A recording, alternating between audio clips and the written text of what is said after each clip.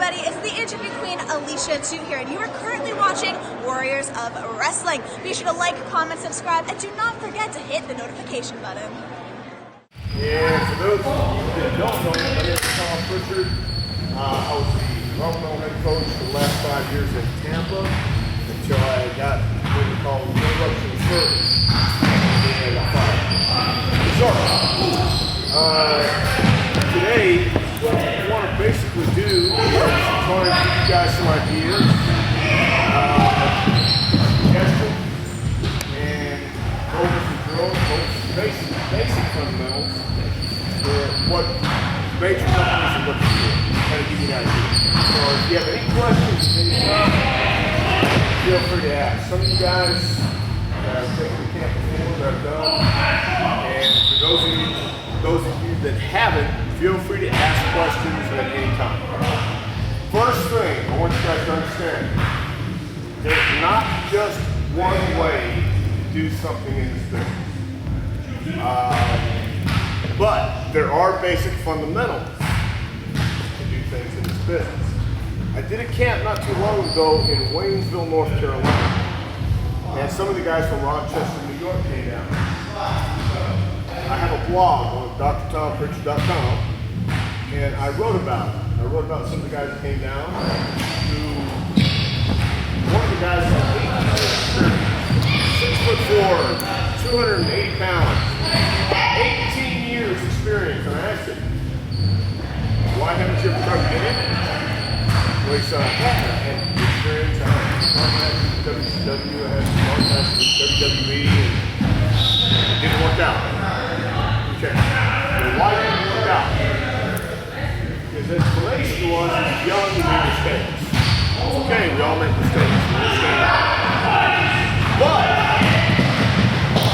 the most important thing in this business, in my opinion, is attitude. And it goes not just in this business, but it goes in any business. Attitude, attitude, attitude. I believe there's 3 kinds of people in this world today. Those who are going to try, and when they don't make it, they'll say, at least I tried. The second person says, well, I'll give them my best shot. And when they don't make it, they'll say, you know what, at least I give them my best shot. And the third person says, whatever it takes, I'm going to accomplish my goal. This should be a fun business. Professional wrestling / sports entertainment should be fun. You should be enjoying yourself while you're doing it. Not everybody wants to go to WWE, and I understand that. If you guys enjoy just coming here on the weekends or doing whatever you do as a hobby, there's not a crime, there's no problem doing that. I totally understand. But what I feel you should do, number one, be safe, take care of your opponent, take care of yourself. Can I borrow you for a second? During this camp I did in Waynesville, the guys from Rochester, and I'm just using them as examples, so it's their fault because this is what they've been shown, they would lock up like this, they would grab a headlock, and then they would face this way. You notice my feet? My feet are facing his feet. Now, how, from here, would you shoot someone off? Right. It's kind of hard. The way you do it, again, is your feet are facing one way. So this way, he knows that my feet are facing here. This way. Don't lock up and mirror your opponent this way. You lock up and you go left to left, and you keep your head up. You have to see your face. If that's a hard cam right there, I'm going to get the hard cam on me and my opponent. My left leg is back. I'm about like on a railroad track, a little wider than shoulder width apart. I have balance. And there's no daylight in my headlock. I'm not stiff on him, but I'm not doing this either. I'm not hiding him, I'm not hiding here, I'm not looking down, but I have my chest out, my eyes up, I'm looking around, they can see my face. This is all body language. So walking from the dressing room into the arena, on the ring, everything you do should mean something. And I'm talking about every step, every move of the head, every move you do. You can't take anything for granted. And I just want to let you guys know, we are going to do stuff in the ring, but I want to clarify some things before we start.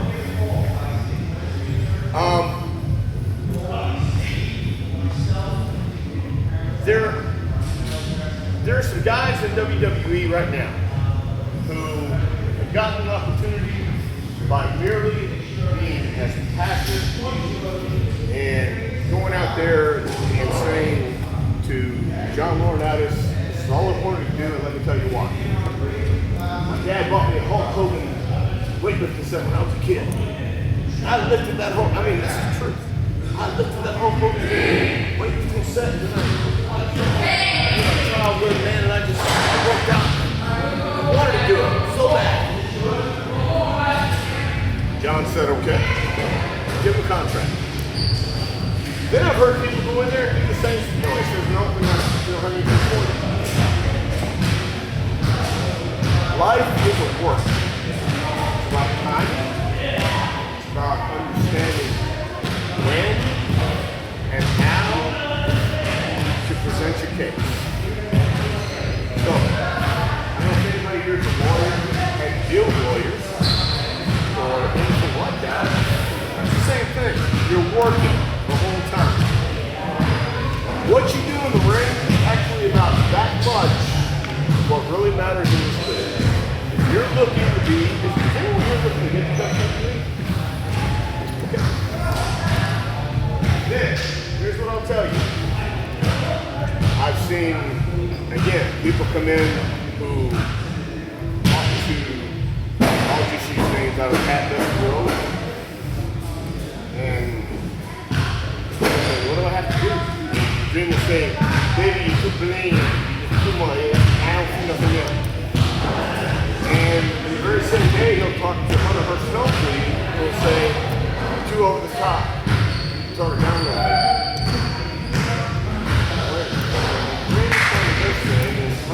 This thing, so who do I listen to and how do I want to say? That's the key. It's a work. You have to have, even though it's individual business or individual sports, it is not an individual business. You have to have people on your side. Example, does anyone know how CM Punk got his break? Okay. Does anyone here know the story? Wasn't it Paul Heyman who got his break once he went to OVW? And he got a bunch of mini things, so he fired himself. Yeah, once Paul left, he kind of floundered, didn't he? So how did he get his break once Paul left? Spoke up. Sorry? Spoke up. Oh, he's always spoke up. Somebody else had to speak up for him. Sorry? Wasn't it Shawn Michaels? Shawn Michaels. Shawn Michaels, in a production meeting, actually, while they're sitting around, they being producers and whoever else it might be, sitting around saying, I don't see it in the kid, he's all tatted up. It looks like a just greasy, slimy kid you see on the street. There is nothing there. And instead of Shawn Michaels stood up and said, guys, why don't you help the kid instead of hurting him? Why don't you try to tell him his faults and help him get better? Because I see something in it. Paul Heyman saw something in it. Other people saw something in it. But there were others who didn't. Therefore, you have to get them on your side. Does anybody here work for a corporation? Then, if you work for a corporation, I'm going to explain to you. It's a work. It's all bullshit. It should be fun. You should enjoy yourself. But you have to understand, there's always people right behind you, in front of you, to your side, who are ready to stab you in the back to get your spot. It's not always what everybody wants to hear. But the truth is, that's what it is. First of all, and I'm going to go through this pretty quick so I can get you guys in the ring as well. If you want to be treated like a pro, you have to act like a pro. You have to be a pro. You have to believe in yourself, no doubt. But you do have to have people on your side. How do you do that? Some people kiss an ass. Some people said when Sheamus got his break, he was fucking Hunter's dick. He was being an ass kisser. He was just an asshole. No, what happened was Sheamus liked to work out. Hunter happened to be in the gym at the same time. Hey, would you mind spotting me? What are you training today? Legs. Great. You want to work out? Yeah, let's do it. So the guy sees you in the gym, start a conversation, leads to getting your first world championship because you get that rapport going, and that's the way it works. I'm not saying you can't have talent. You have to have talent to back it up, yes. But if the guys don't like you in power, or if people in power don't like you, guess what? You're not going to be there. I think TJ Wilson, Tyson Kidd is one of the talented, one of the most talented people we have on the roster right now. Great guy, great person. I think he's playing the game. At the same time, if he was really playing the game and in there pushing hard, I don't know if he would or wouldn't, but maybe he might have a better spot. But it is a game. Keep that in mind. It's a business, and you have to understand how it works. That's part of the reason. I know, man, I get boring real quick. Don't worry. That's not trying to hurry up. But there are secrets to it, man. And there's ways to get over. The fellow that the Dream told was too bland, the Hunter told was too over the top, happens to be in a great position now because he understood how to play the game. He finally just said, to hell with it, I'm going to show you what I can do, and it's going to be so left field of anything I've ever done. You're going to have to recognize it. And the guy I'm talking about is Aaron Stevens. Anybody heard of him? Damien Sandow. Damien Sandow was going nowhere fast until he understood. Oh! You have a boss you have to laugh at his jokes? Yeah. You have a boss you have to interject with and interact with? Even though they may not be funny and you may not care for the guy and you have to know who to be honest with and who not to. You don't want to hear that, but that's the truth. That's what I'm here to tell you about today. Not only that, but the basics and the fundamentals that will help you get by. What WWE is looking for, as well as TNA, although let's be honest, no disrespect to TNA, but if you're really going to make a living in this business, WWE, I do have a clue. I do have a clue that TNA goes for the contracts, how they pay their talent. Anybody ever work for them? I don't know. But I know people who have, and if you're going to make a living in this business, the place to be is WWE. Again, no disrespect, just facts. Let me start off by saying this. On the independent scene, once again, it's not a crime. You're having a good time, you're enjoying yourself, having fun, you're safe, you're ready. You have a regular job with benefits, you're happy. By all means, enjoy yourself. Have a good time. But if you're looking to get WWE, let me suggest this. And I put this in my book. It isn't here, by the way. It's supposed to have them, but if you'd like to order them, if you'd like to order the book, go online, Prichard.com, or you can see Jarrett and pre-order it today. You should have them by next week.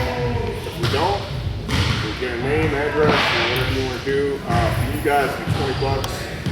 I'll pay the postage or Jarrett will just guarantee you. Just keep that in mind. Not the part of books, put some that don't have them. But the top 10 necessities I believe that everyone needs to be a professional wrestler, first of all, are boots and trunks. Everybody wants to be Raven or Tommy Dreamer. There's only one Raven and Tommy Dreamer, guys. So if you're going to be a professional, look and act like a professional. Second, athletic tape.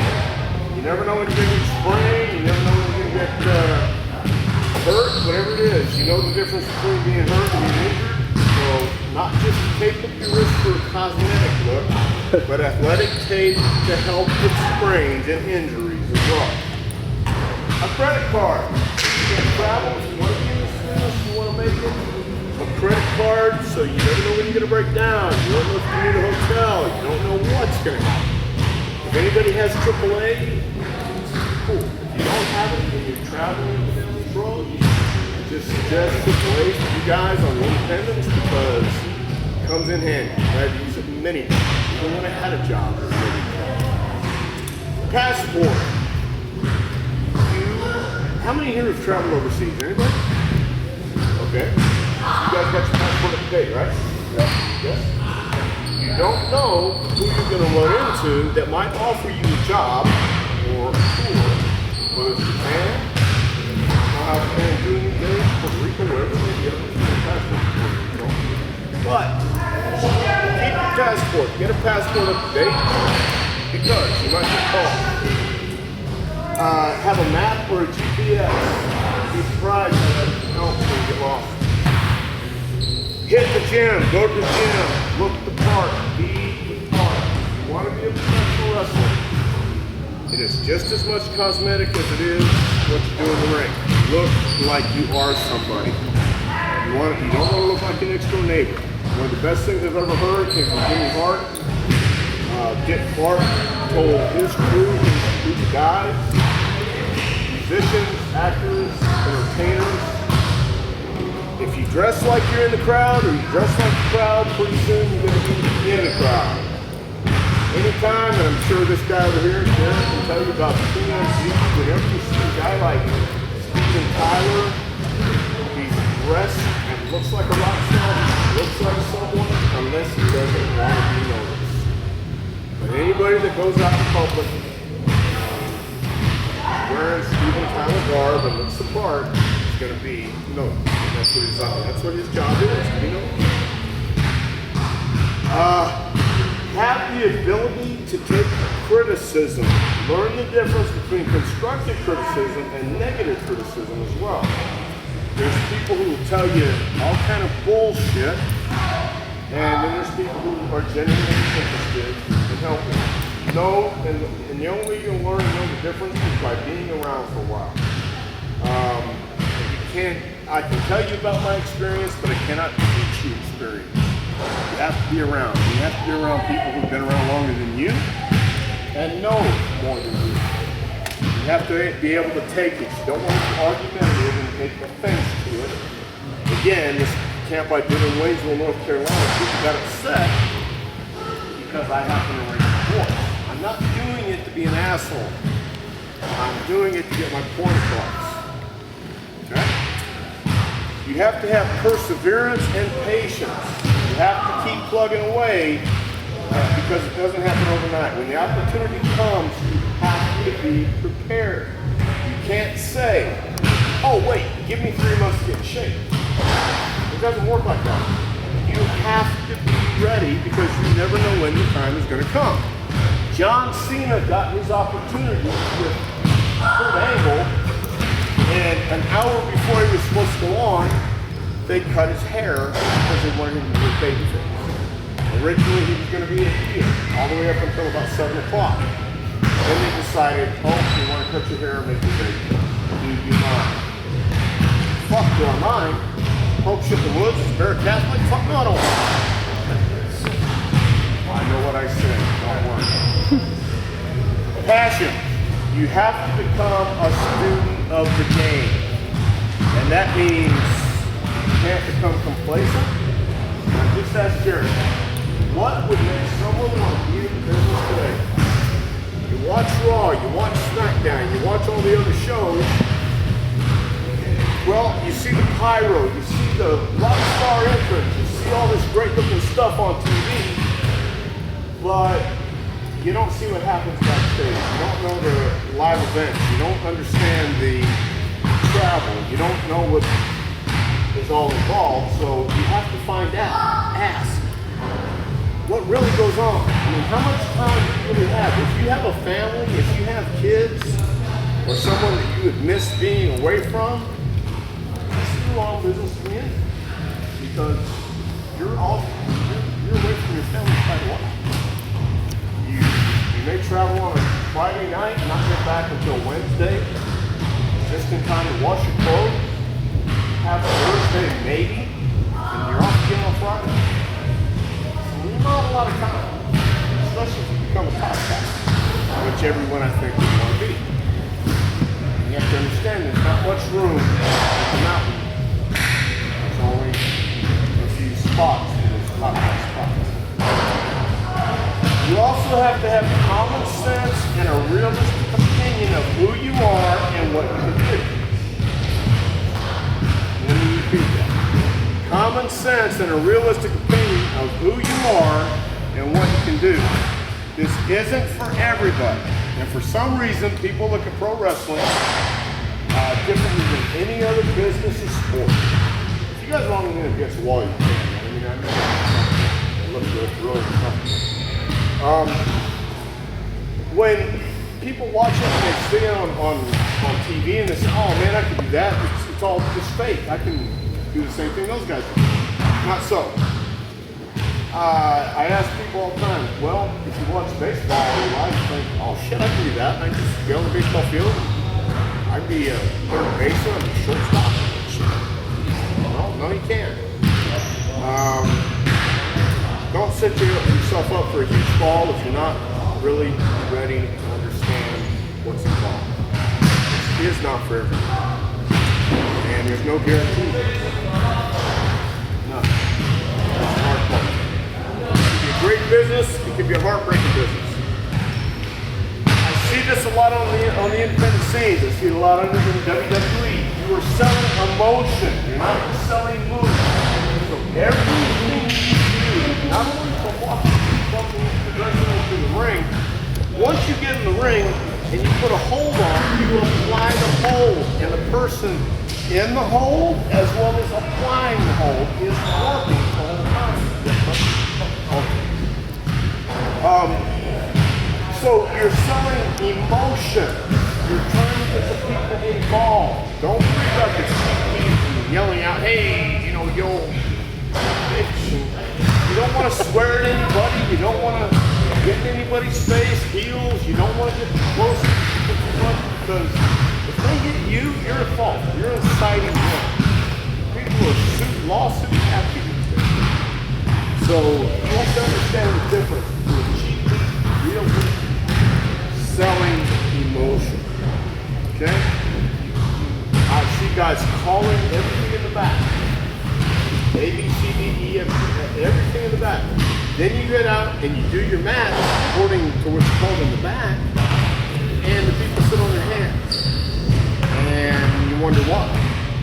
You have to know how to change gears. You have to understand if what you're doing is not working, you have to have enough of an arsenal to change up. If you don't, then you need to go back and learn some more. So, it's not just the moves, it's the emotion. Stone Cold Steve Austin wore black boots, black knee pads, and black trunks.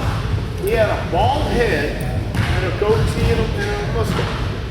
He will never make a dime in this business because he can't moonsault, he can't tope, he can't have a corona.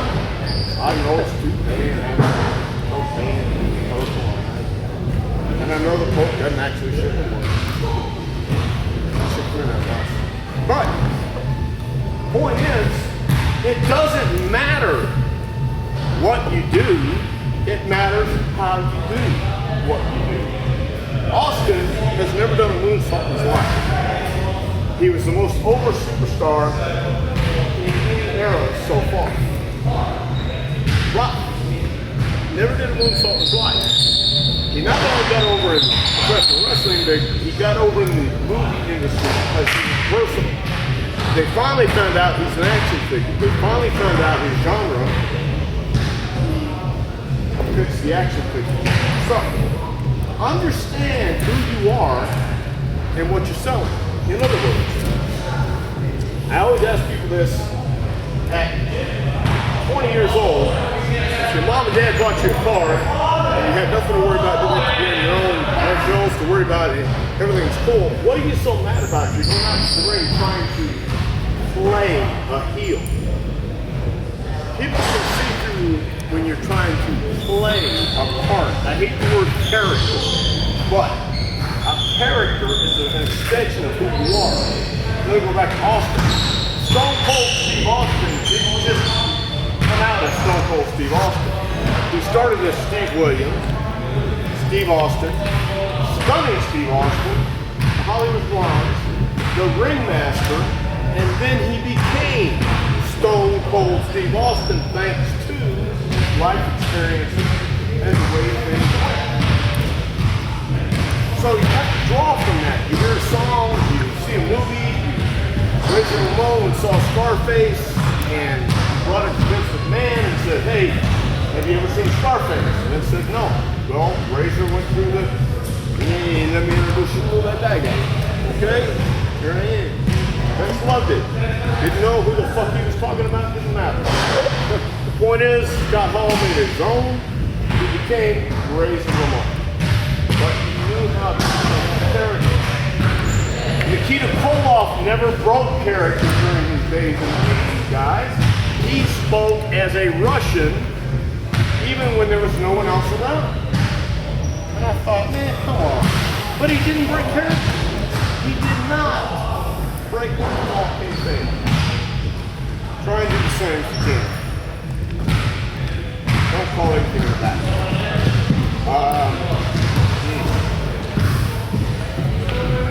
A lot of stuff to cover. I don't want to take up too much time, but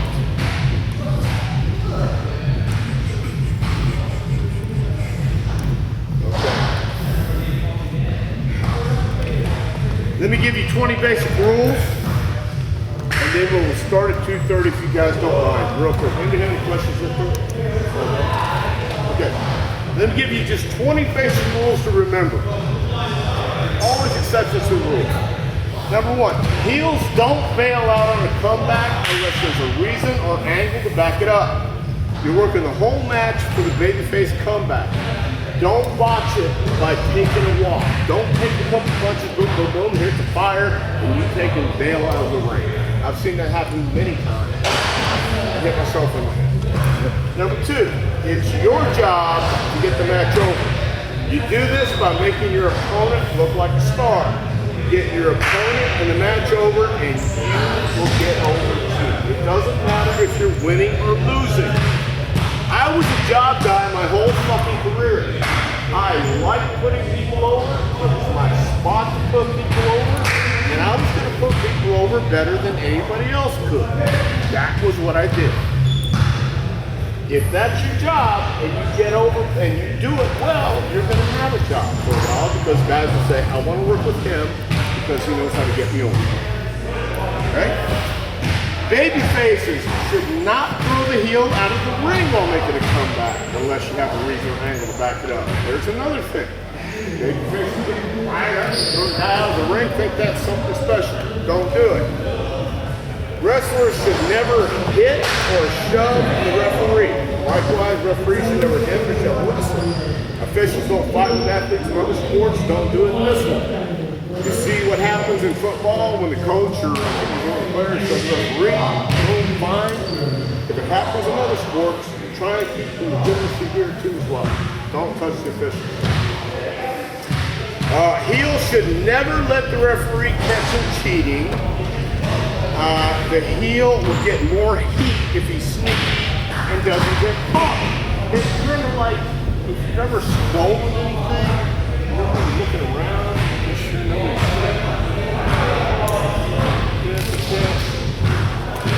You get more heat looking around, people get instead of doing it right in front of the referee's face. The referee should disqualify you or break the rule. Think about it. Makes sense. When everybody else see you do it, you're doing it more heat. The referee needs to work with you guys too, but don't do it in front of the referee. Alright, if you don't understand the finish or can't do it, ask whoever's helping you put the match together to help it, to explain it better, or to change it. Better to ask and be sure instead of going out and having a horrible match and screwing up the finish. So if you guys have a finish and you think you know how it's supposed to go, but you're not sure, you have a question, my experience says ask your opponent or ask whoever's helping you set up the match, if there is such a person, how to do it, how you think you should do it. It's better to ask more questions than not than to go out there and just screw everything up. Okay? Alright. Don't do any strikes, punches, or kicks below the belt unless you're told to, and the same thing with eye gouges. I don't know how many times I've seen low blows for no reason whatsoever other than to stop the guy or try and get some heat. It's ridiculous. If anybody's been hitting the balls really hard, you know it's hard to recover. That's why it's usually a disqualification. And that's why you should use it sparingly, if at all. Okay, I'm going to get to something else in a minute. But, don't do it. Watch all the matches before you so you don't repeat the spots. And if someone does the spot you guys are going to do, then change it. You're higher on the card, so you should be able to change it. If you don't know how to change it, go to somebody who knows and ask them, what can you do in this spot instead? Referee should always act like this is a shoot. The referee has to work hard. If you see something and it's obvious to the fans you saw it, call it. It's up to the heel to get in position so he's not caught. So heel. If you get caught by the referee, it's your fault. You need to be professional enough to understand how to hide your shit from the referee. Okay? Referee sees it. He looks like a dumbass if he doesn't call it. The other thing, don't bury the referee. Don't overdo the outside interference and come in and draw the referee more than once in a tag match.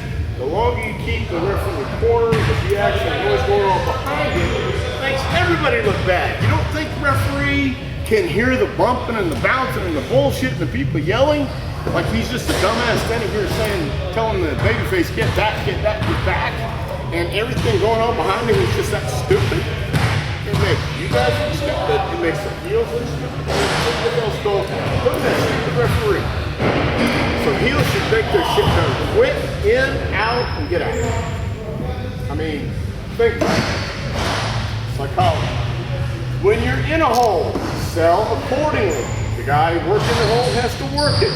Make the people watching feel what you're doing and going through. Put your hands where the pressure is being applied. Come here, Steve. Sit down, please. Alright, let's just say, this is a simple one. I have a chin line. Okay. Now, his hands are right in the chin. But, if Steve has me, put chin line on me. I've seen guys do this. Okay, if the guy's choking you here, if anybody's been choked, you understand, this is where the pressure's at. If you try it here, do things, but this is where it's at. You're telling a story. You have your head up, you're not down like this. But I've seen guys fixing their boots, fixing their knee pads, pull this shit up.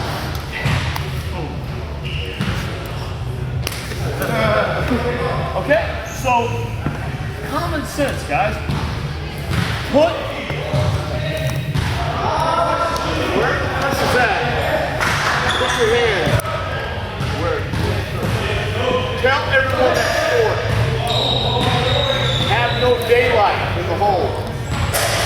Sense it up. I'm not saying be stiff. I'm just saying don't have any daylight. During tag matches, the baby faces should never tag if the heel is on the mat, in the ring, or on the floor. If the heel is selling two, let him come up as a general rule, let him tag his partner first, and then the babyface will tag. Once again, let me explain. There are exceptions to these rules, but this is just a general rule. The heel should usually tag first, then the babyface will come in and tag, and we have our comeback. Unless you're told to do so, the babyface who's taking the heat should not make his own comeback. Sell and give your partner a hot tag for the comeback.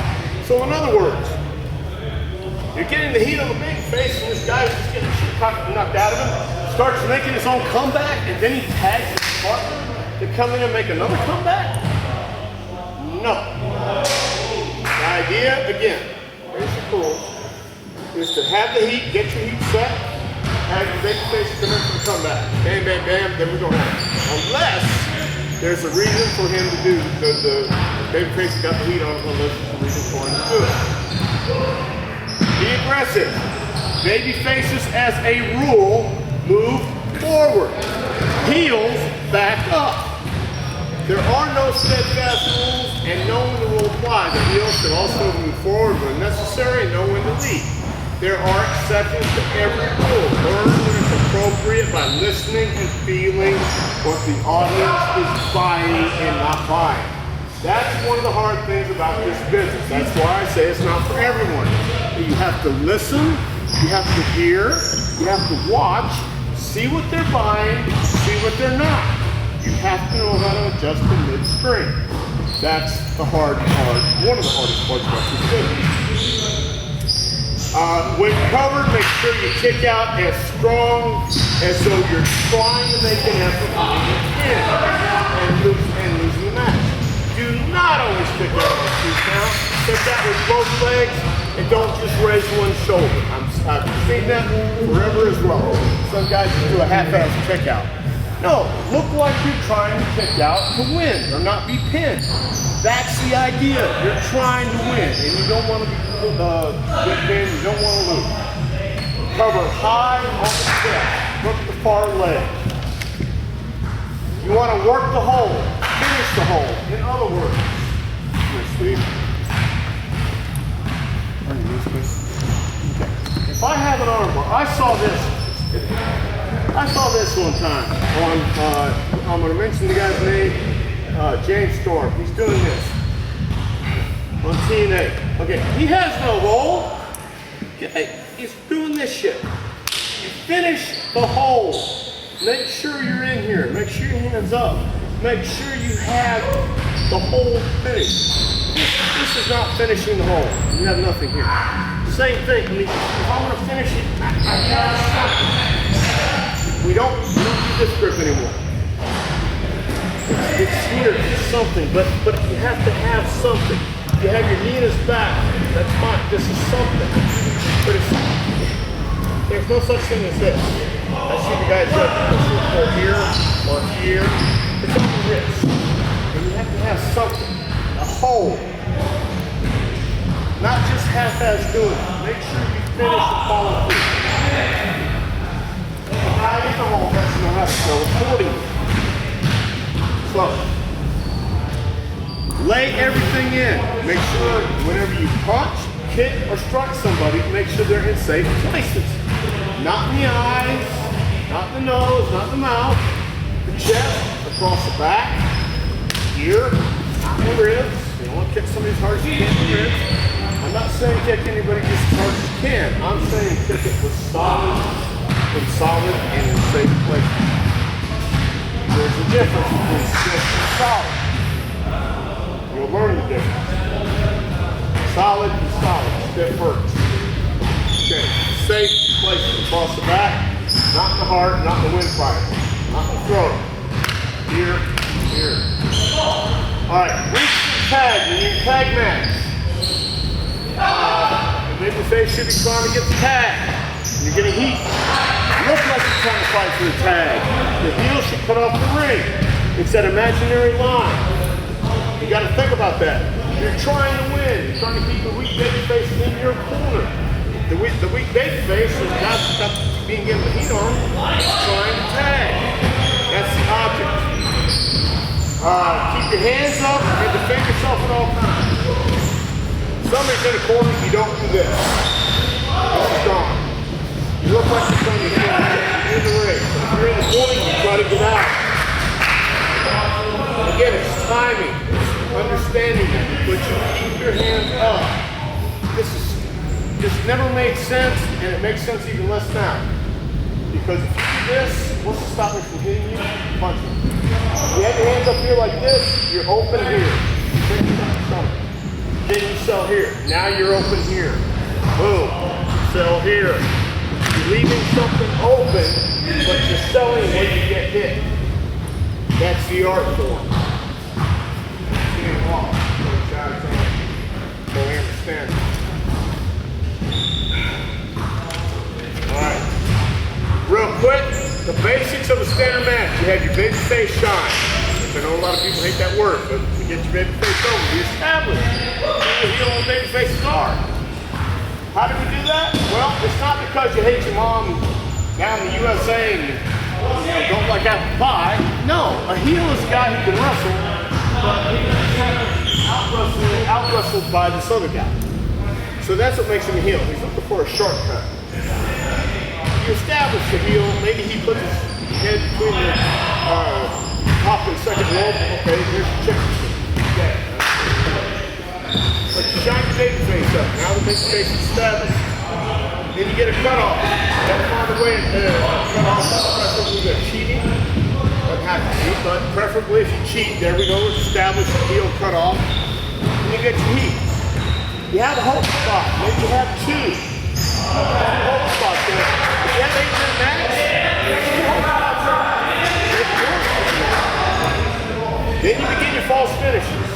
You have to have at least two to three false finishes for a comeback. You also don't want to have your big face go from 0 to hero. You have to understand that part as well. That's the hard thing to figure out because too many guys want to come back right away. Then we get cut off and you got to start all over again. So it's a slow building process. As you come back, timing has to be right for that as well. Basically come back, bump yourself for it, and then you have your finish. She's exciting. It should be come after exciting. Maybe face come back. Who's going over? Both participants have to know what and where to be for the finish. Straight win for the baby face, some dips in the comeback. In other words, the baby face gets cut off. Looks like he gets to get him again. Boom, kicks out. You got a little dip in there. Boom, come back. Baby face goes over. If the heel's going over, he's responsible again to hide anything. Considered cheating or illegal for the referee. So he's got a lot of responsibility. He is the leader in the ring of the general rule. Okay? Any other questions before I go on to this, and then we're going to get straight in the ring. Okay, yes. Before you go from the site what the personal will slide out. Oh, slap the leg? Yeah, do not slap your leg. I'll tell you why it's cold. For those of you that are looking to go to WWE or TNA or whatever, the slapping of the leg has been outlawed. Even though you see Rey Mysterio and you see all these guys doing it, they will come back and listen to Tony, stop slapping your leg.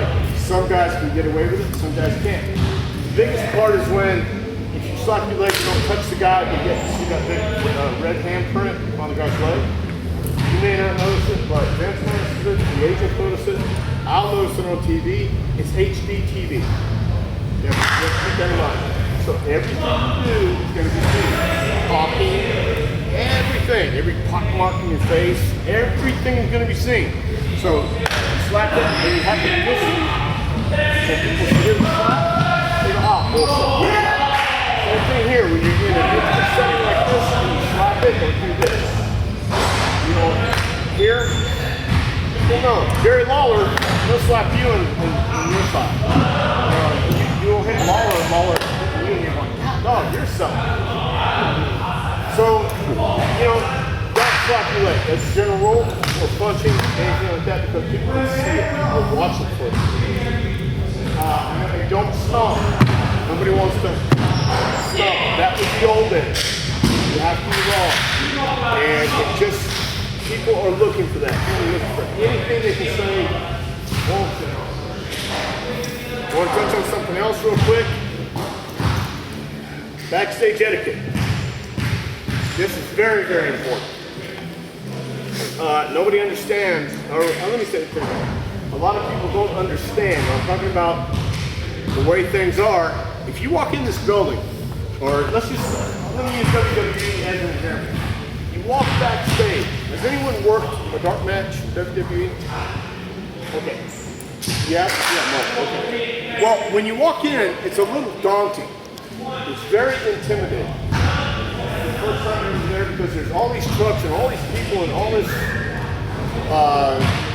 promotion and activity going on. You don't know who knows who when you walk in. The janitor might be the friend of the cameraman, who might be a friend of the director, who might be a friend of Vince, who might be a friend. It doesn't matter. You don't know. So you walk in, first of all, you need to understand, treat people the way you want to be treated. Because there have been janitors at buildings who knew cameramen, who knew Kevin Dunn, who when it gets that far, learn that you're a little asshole, well, your chance is pretty well cut. And that's where it goes. But let me give you some backstage etiquette real quick. You need to dress smart. In other words, show you have a good physique, but don't have an attitude about it. Don't come in like, because really, you're going to try. Have professional looking gear, looking like a pro. That's the first step to being a pro. This goes back to boots, trunks, jackets, and coming dressed well to a show. Says a lot about you. Upon entering the locker room, shake hands with everyone, all workers, road crew, producers, referee, janitors. Do not hover if you see a producer or a wrestler or superstar on the phone in conversation or go to something else. Common sense and introduce yourself when the time is right. If you see a punk over here on the phone and you want to go say hi to him, that's not the time to do it. Wait until he's off the phone. Don't go up to the caterer when he's eating. Wait until he happens to be off by himself or not doing anything. Then you go shake his hand or introduce yourself. Same thing with anybody else. Don't bark out for the superstar. Show respect for these guys and their hard work. But when you and your opponent going on your match, they're going to be watching anyway. If they make a suggestion, do what they say and thank them for it. If you're working with someone above your level, listen to what they have to say first. If you have a suggestion, give it to them. If they reject it or don't like the suggestion, continue to listen and do as they say. Follow their lead. There's timing, there's a place for that. Suggest stuff, of course. But if they say, oh, what about this? Let's try this. If they're above your level, if you're working with somebody who has been to the show, let's say, it's better to do what they want to do right now, see if it works, see if it doesn't, and go from there. You can listen to everything from everyone. You can learn something either way. It might work and then get it not. It's a lesson to learn from. Work and bump and yes. Bump and stuff. It's not always going to be right, but that's the lesson to learn. Do not stand in a corner by yourself. Don't congregate with old friends and hang out. If you aren't working on the card or for TV or live event, always be in work, bring the workout gear and get in the ring. Scope out the room and see who is or isn't busy. Someone will want to get in the ring. Grab a trainer and ask for advice or ask for help. You have to try out a live event. Bring your workout gear. Ask somebody to get the ring with you to come.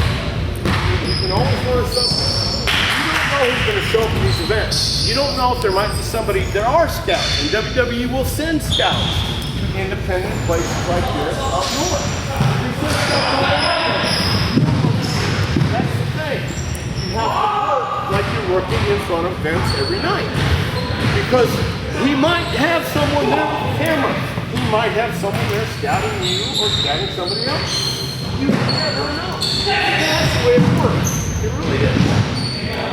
After your match, you don't ask everybody you run into their opinion. You go to your opponent first, and the guy who set up your match, the producer, you shake his hand and you thank him for the match. You ask the producer or your opponent what you thought first. You don't ask everybody, because everybody's going to take either great, or a lot of different shit. The next shit.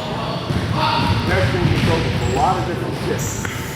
If you had a bad match, don't come back to the locker room, throw a temper tantrum. It was a great match. Be humble when somebody gives you praise. Thank for the praises and criticisms that anybody may give you. If you feel your opponent screwed up the match, keep it to yourself. The guy in charge, the guy who watches it will know where the fault is.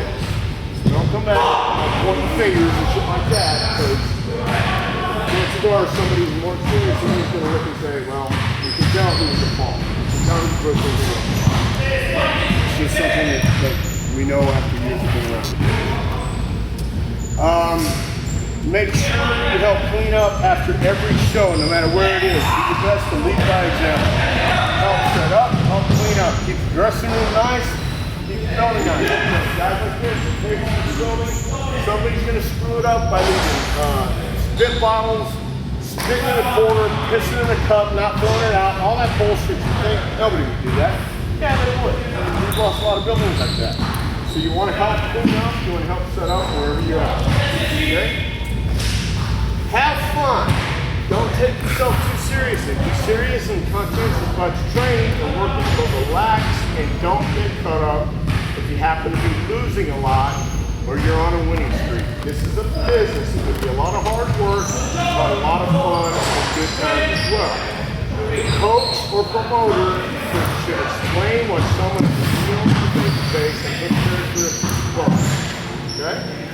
So, it's a work. I couldn't kick anybody's ass. I wouldn't want to try. But it's a work. So if I'm going to put somebody over, that's what you need to do. If you're trying to send a DVD, I got all this stuff, man, I can talk about, but if you send my book if you like, you can give it to Aaron later. Or you can get my website. But sending a DVD, real quick. If you're getting ready to send a package to WWE or any promotion, here's the deal. Put your name, your cell, your phone number, email, and physical address on everything you send. 8x10s, DVDs, and anything. Make the information clear, legible, and professional. I cannot tell you how many times I've gotten DVDs, just a DVD, with the guy's name on it. No picture, no nothing. Doesn't tell me if I'm in the red trunks, the blue trunks, I'm this guy or that guy. Can't tell. Everything should be, your name should be on everything. Put no more than 2 matches between 6 to 8 minutes long with a 1-2 minute promo on your DVD. I understand in some of these shows you won't have a 6 to 8 minute match, it may be longer than that. I get it. Then send your best match that you can. 1 to 2 minute promo. Usually 1 minute promo. Make sure the quality is good and not so far away that you can't differentiate who's who. Describe who you are and what you're wearing on the match. Do not send a DVD of just high spots edited together. Major companies want to see if you can tell a story in a lot of period of time. If you ever make it to a dark match or a TV spot, you must be able to get the job done in the limited time that you get. You may have 8 minutes to begin with. You get the gorilla position and say, oh, you got to cut down to 3. You do it in 3 minutes? Yes, sir, I can. You have an 8-minute match laid out. They need it done in 3.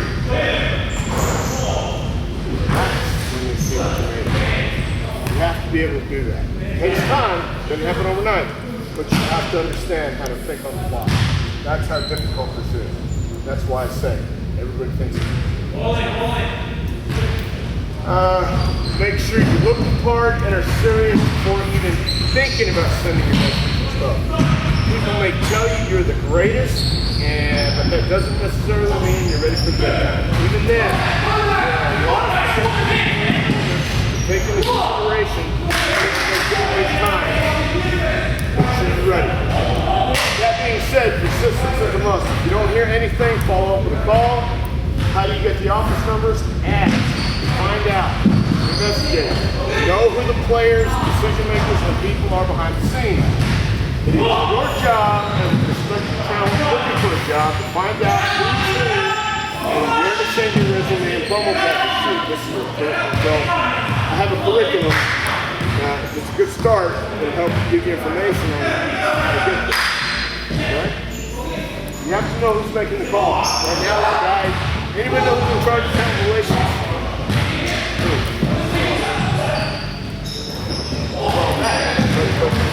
This guy is going to hire you. Right. Can you who? Read? Right. You need to know the first and last name. Canyon Seaman. Okay? Canyon C-E-E-M-A-N. Yeah, not S.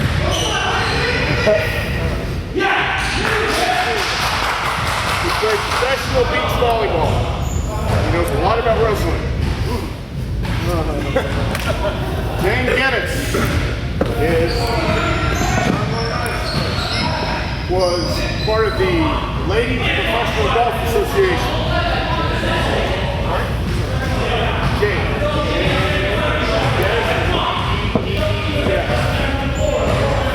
Okay. Ladies Professional Golf Association. She knows a lot about wrestling too. So, you need to know how to contact these people. Canyon Seaman. It's, I'm sorry, C-E-A-M-A. It's not C-E-A-M-A. I'm not sure I have it. But I talk to them on a regular basis.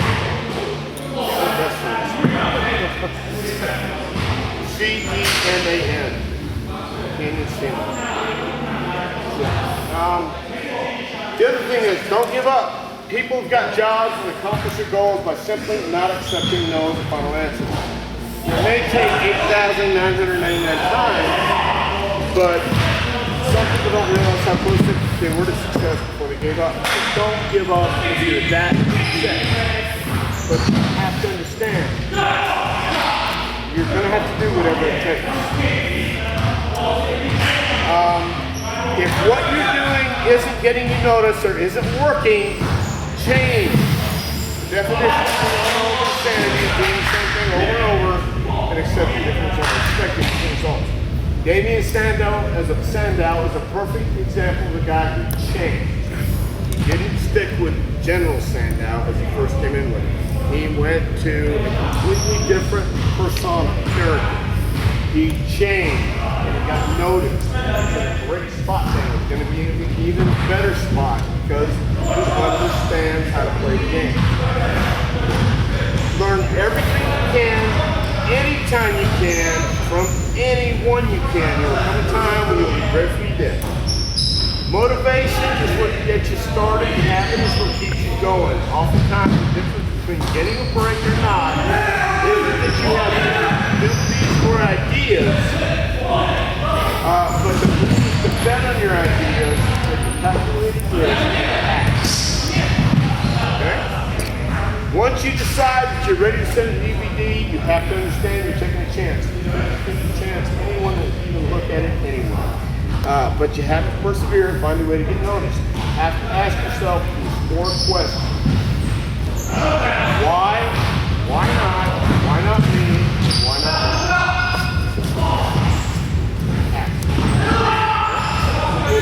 So, any questions? A lot of bullshit. But, I do have this curriculum out. I have a few more lists in there and other things that was supposed to be here today, but unfortunately they got derailed. But you said the 6 to 8 minute matches that you send in. Some guys don't have some. They've done a practice match. Is that to do at practice? Practice match. What's going to get someone noticed is, first of all, I'm going to look at you first. Just look at this guy. He's got an interesting look. Then we're going to see his work. What is going to make you reserve a shot, reserve a look in WWE? What? Well, I don't know, man. He's 6'6", he's 208 pounds. You hit a guy who's called the last because they wanted the name. Then they said, well, he's 6'5", he's 350 pounds, let's see what he's got. Brought him in, they hired him on the spot. They came in for a Monday, for a whole week tryout, Monday. We did tryouts, we did them in the morning and afternoon. And they're for both classes. We had 2 different classes, morning and noon class. The tryouts would come in the morning, start at 9, go to 12, then they come back at 1, and go to 4. This guy came at 9, went back to his hotel at 12, and had to take a nap. He didn't show up the rest of the day. And they kept him on. When I asked him even how to lock up, he didn't know how to lock up. He had been wrestling for 6 years, didn't know how to lock up, didn't know how to grab a headlock. He never told you. He said, no, I've just been taught to kill people. You need to know the fundamentals and the basics of how things you are, ever in your life. You need to know them. The Big Show got sent to OVW for 6 months, guys, to learn the basics. When he first started, he was main event at WCW against Hulk Hogan. He did not know how to grab. He doesn't need to know how to grab a headlock. He's a giant. But the point is this: along with attitude, respect is huge in this business. If you don't understand that, you will. You ever get WWE. It doesn't matter what you have, it doesn't matter. Because there's always somebody better, there's always somebody before you, it's already done that. And it is a game. You have to learn attitude and respect. How bad do you want this? Titus O'Neil is never going to be considered a great technical worker. But that guy has more heart and desire than anybody here will ever know. He grew up in the Florida Sheriff's Boys Ranch. He was a problem child, but he played for the Florida Gators, Hall of Famer, the Florida Gators, University of Florida. He's a hard worker. Is he full of shit? Yes, but at the same time he backs it up. He will come in, he will bust his ass. Never going to be a great worker, but he is a great performer. He's not afraid to step out. That's what you have to do. You have to step out. You have to, once you step out though, you have to back it up. You can't just say, I'm great, and then not be great. So, without the fundamentals and the basic foundation, you cannot build a house. Without a basic foundation, you can't build this. So, even though you may not ever need any of the holes, Stone Cold Steve Austin didn't need a lot of holes. He was not going to be a technical wrestler. He tried that before. But it got him to where he needed to be. He had a solid foundation. He understood. He was one of the last territory guys. He had been fortunate enough to go to territories and learn from different people. You guys don't have that so much. You kind of have to learn on your own, and you have to make your way out of where you're at to get better. It's hard when you have a job, when you have a wife, when you have kids, when you have responsibilities. It's hard because you can't just leave that. You have bills to pay. You have stuff you have to take care of. It's hard. But guess what? It's hard to do. And if you're willing to gamble on yourself, take that risk, so be it. But not everybody makes it. Not everybody's going to make it. But those people that are willing, I used to tell these guys, we used to tell these guys all the time in FCW, you have to be willing to walk over, through anybody, whether it's your mom, dad, cat, uncle, doesn't matter. They got a spot, you better be able to walk over and back to whatever you have to do to get that spot. Sounds vicious, sounds cool, sounds totally like an asshole, but guess what? That's what it is. We're entertainment business. And politics is the same way. And if Maybe performers, that's what we are. You have to be able to look at yourself in the mirror, you have to be able to look at yourself. Do that, great. Some guys can, some guys can't. Ride back, let me tell you a real quick story about him. Focus on Martin Nixon. Broke his leg in Hawaii, guys. Couldn't leave and the swelling went down. This man died, I guess, because of flu and got a blood clot in his leg and passed away shortly that week. Don't know if that's the real reason or not, but that's over here. Ryback had to wait till the swelling came down. Once he got to the States, there was a question whether he would ever be able to wrestle again. There was a question whether WWE would want to mess with him. But guess what? He wasn't going to sit there and just take no for an answer.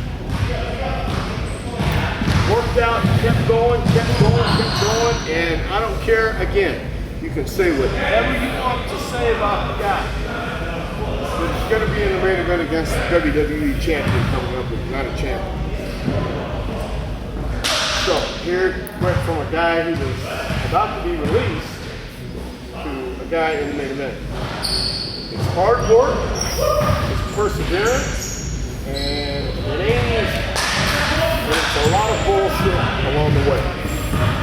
Not everybody can deal with it, not everybody can accept it. I understand it. It's hard to accept, it's hard to deal with. That's the business we're in. So, that being said, any questions? Yes. Let's say we're on a show, like a multi-man match, kind of fatal four-way, and something doesn't make sense, but all of your opponents disagree and think it makes sense. How do you come off so you don't look bad if they were a scout in that match? Okay, everybody hear that question? If there's a multi-man match, you should say that everybody is agreeing on something, but you're saying it doesn't make sense, and you kind of go, wow, how do I get this to where they come around to my way of thinking, right? That's called manipulation. And that's where you have to come in. If all these guys feel it makes sense and you don't, well, let's see. Someone taught me this a long time ago. I'm in the match. All these guys want to do this stuff. They just doesn't seem right. Now, you want to do things. How about this? You have to be agreeable. You have to be, well, how about this? It's a good idea, but we put this in here. Just kind of change it around a little bit. They get their way, and you get your way where it seems like it's actually they're coming up with the idea. That's one way to do it. Or the other way to do it is, since it's a multi-man match, a lot of things going on. I've got to tell you guys a real heavy kayfabe secret. Someone told me a long time ago. Oh, damn. Oh. Anybody ever done that one? Yeah. Sadly for you guys, somebody's saying something, and you know it's stupid, you know it doesn't make sense, and you try to persuade them, and they're dead set on doing it, and you're going, okay, cool. There's a spot. Oh shit, everything was just happening.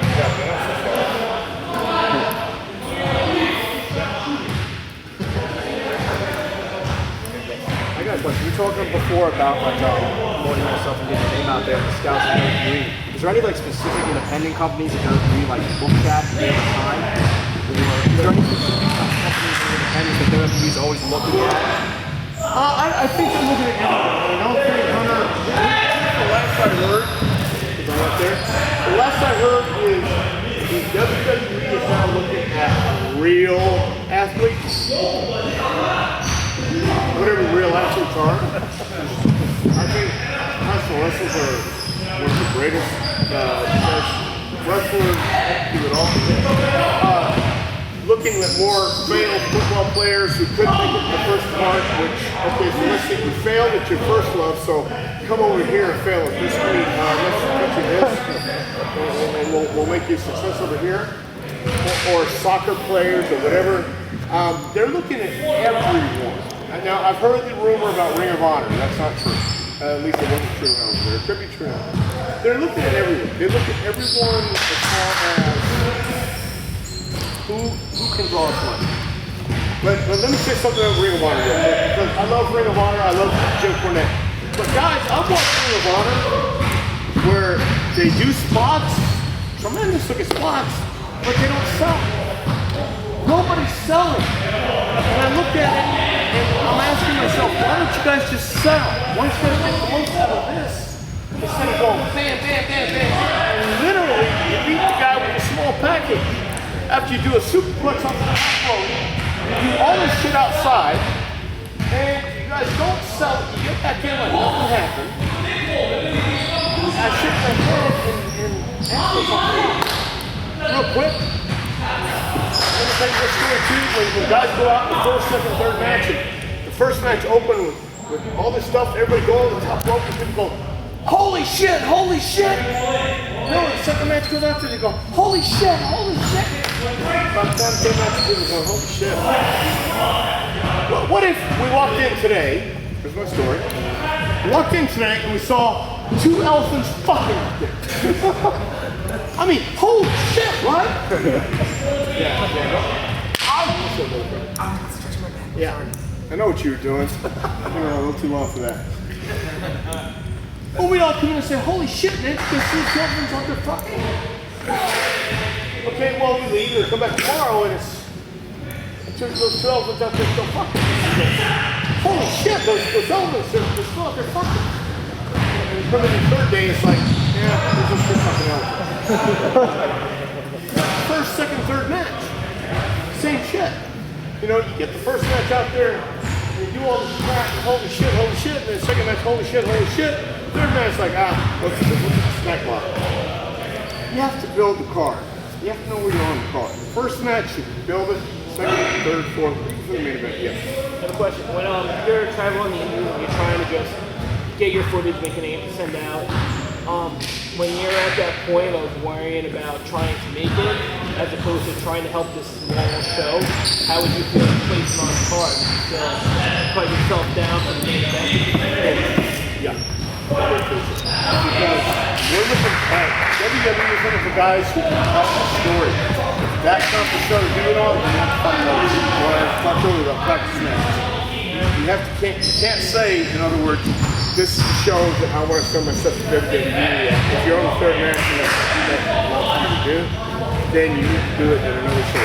That's why it's so hard. You need to pick the spot. And I understand it's so hard for you guys out there to get an 8-minute match, or because the promoter sometimes wants 15 or 30 or whatever. I understand all that. So you have to find a way. That's part of finding your journey. I mean, that's part of the whole thing that I tell people. It's not easy because there's so many things out there that intangible hit factors that everybody looks the same. And Hunter will say, or whoever it is in charge will say, seen it. Ooh, this guy looks different. Oh, okay, great. Seen it. So you have to ask yourself, with so much competition out there and only one place to go, what is going to make you stand out? If it's not that card, you have to do something else. You're looking for people who can tell stories. And that's what we do. We tell stories. If it doesn't make sense, don't do it. Any other questions real quick before we give you guys a break and we'll stretch out? Yes, no?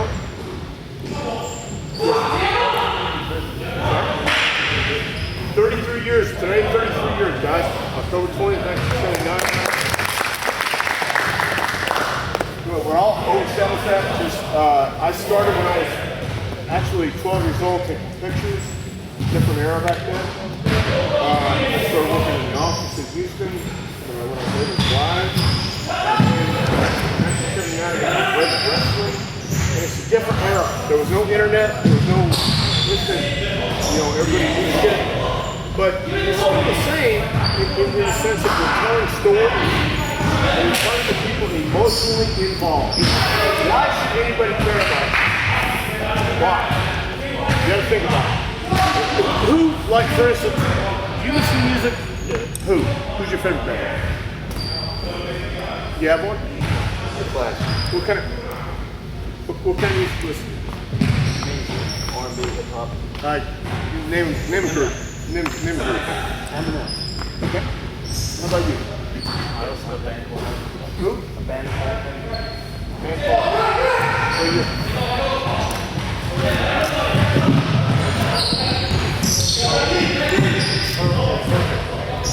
Well, I'm sorry, guys. The Aerosmith guys are like 60 years old still rocking.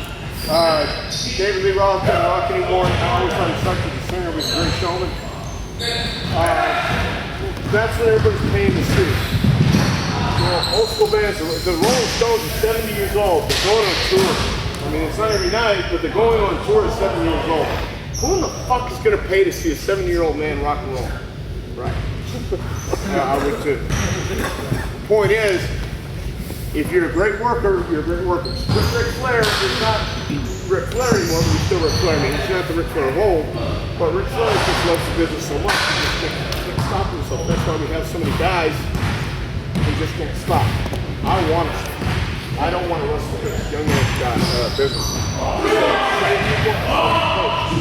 The point is, you should have the passion to want to do it. And as long as you do, I know they're doing it for money. The Rolling Stones are, Aerosmith, and everybody else.